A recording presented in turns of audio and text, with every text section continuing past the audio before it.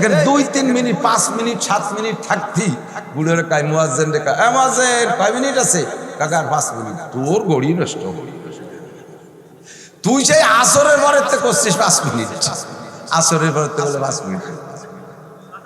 আর বলছে তোর ঘড়ি সরে না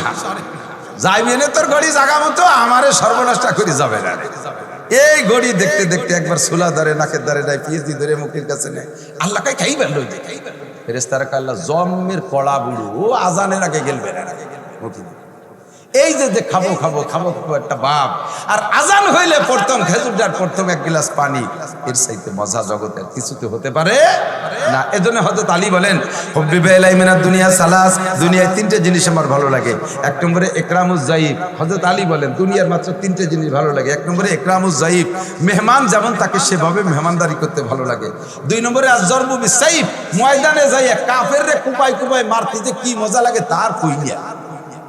আমি কাফেররে কোপ দেই আর ও লাফাই লাফাই মরে সে যে কিরমটাই দেন ওই যে শৈল মাছ জিন ধরে বসে থাকে না আর ওই যে কি দিয়ে কোপ দেয় দূরিতে টেডা টেডা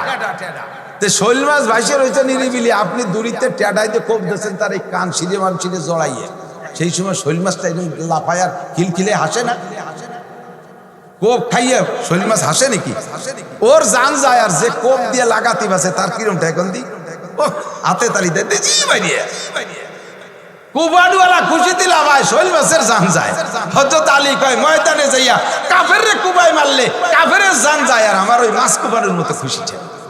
3 নম্বরে আসাউমু ফিস সাইফ গরমকালে রোজা রাখতে ভালো লাগে